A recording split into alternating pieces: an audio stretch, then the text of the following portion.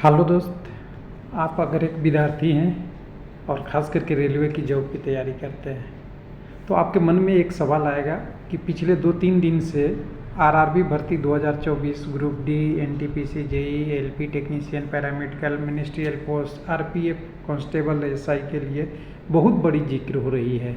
दोबारा नोटिस भी पब्लिश हो रहे हैं, वायरल भी हो रहा है। और इसका कारण क्या हो सकता है, या सिंपल सा कहें कि घोषणा का रहस्य क्या है वो मिल गया। हर आदमी सोचता है कि ये इलेक्शन के टाइम में कोई जॉब नहीं निकल सकता। बिल्कुल करेक्ट है, लेकिन जॉब की प्रचार तो किया जा सकता है, ये बिल्कुल सही है। तो आप इस नोटिस को प्रचार भी देख सकते हैं। और प्रचार करने का कारण ये है कि जॉब जब मुद्दा ही नहीं था, गवर्नमेंट जॉब दे ही रही थी, तो इतना बड़ा ये प्रचार क्यों करना पड़ रहा है। तो प्रचार करने का मतलब ये है कि मैं सरकारी तंत्र की बात कर रहा हूँ, हम रेलवे में करते हैं। और यहाँ अभी भी मेरा डिक्लेरेशन रहेगा, मैं किसी को वोट या नहीं देने या देने के लिए प्रेरित नहीं करता। हम उसके लिए प्रेरित करते हैं कि कैंडिडेट को जॉब मिले, और जॉब मिले तो अच्छी से अच्छी लोग अपनी तैयारी को प्रिपरेशन बना सके। मेरा मकसद यही है और यही मेरा डिस्क्रिप्शन है।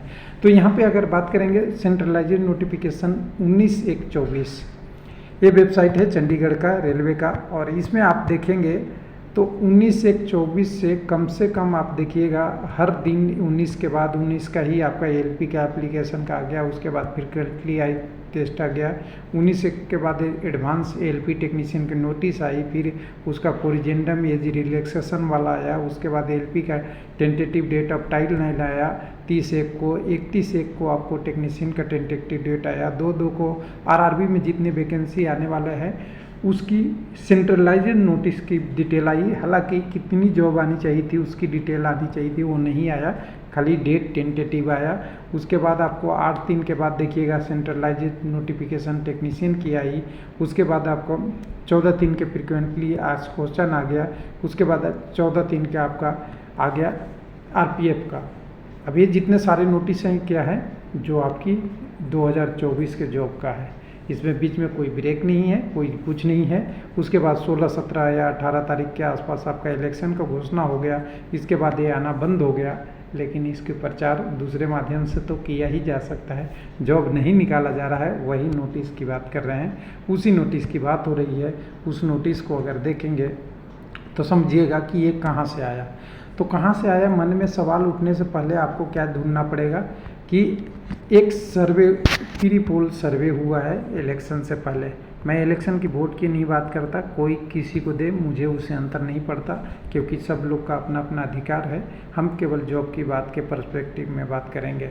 तो इलेक्शन से पहले जब सर्वे आती है तो सर्वे में बताया जाता है कि रोजगार, जिसको एम्प्लॉयमेंट है, वो बहुत एक बड़ा मुद्दा है। अगर रोजगार देना भी काम जो वर्तमान गवर्नमेंट है उसी का है। ये नहीं कह सकते कि 10 साल पहले सरकार नहीं देता था, 20 साल नहीं देता था, या 1945 में जॉब नहीं मिलती थी, उस पर तो काम नहीं चलेगा। अभी प्रेजेंट का डाटा से काम चलेगा और लोगों का रुझान से चलेगा। तो उस डाटा को, जिसकी रहस्य मिलने की बात है, उसी के मैं यहाँ पे आपको साथ शेयर करने वाला था, और उसी की बात में मैं रेफरेंस करने वाला था।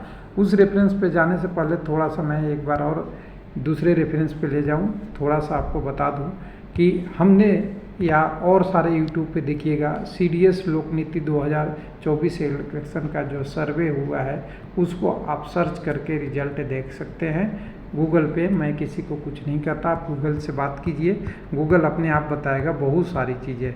इसमें बहुत सारी चीज़ें पे बात हो रही है जो 1 दिन पहले से, 1.5 दिन से पहले से हुआ है।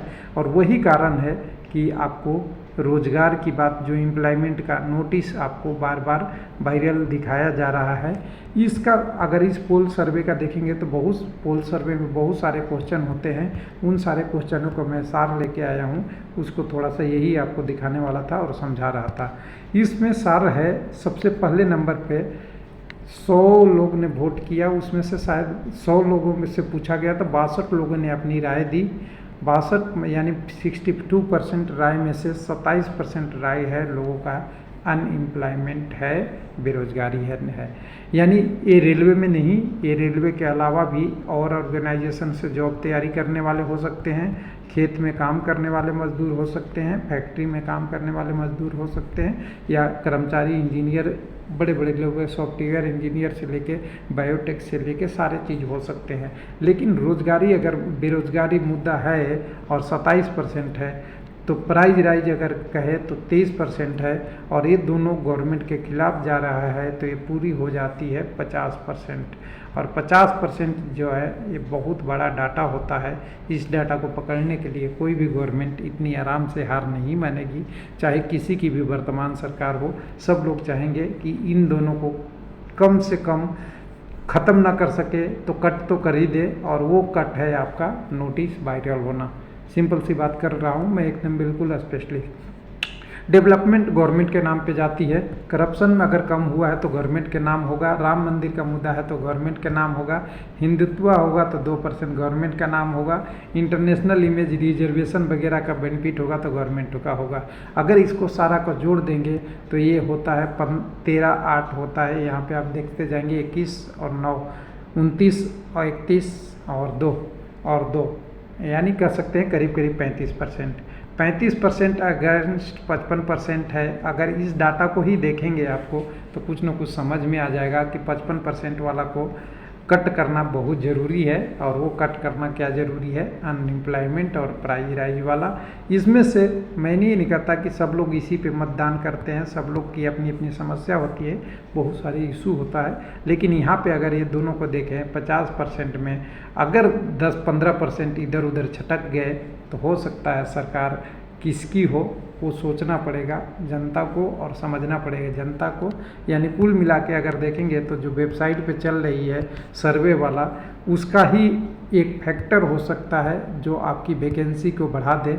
और गवर्नमेंट से सभी लोगों को अपनी डिमांड रखनी चाहिए, मांग रखनी चाहिए। हमारे घर में भी बच्चे हैं, हमारे रिलेटिव के बच्चे हैं जो गवर्नमेंट जॉब की तैयारी कर रहे हैं, हमारे जानने वाले हो सकते हैं, आपके जानने वाले हो सकते हैं। आप इस जॉब को इंक्रीज करके बढ़ा दीजिए। जो वैकेंट सीट है, कोई आपको ज़बरदस्ती नहीं कर रहा है बहुत ज़्यादा सीट देना है, वैकेंट सीट है उसको पूरा कीजिए।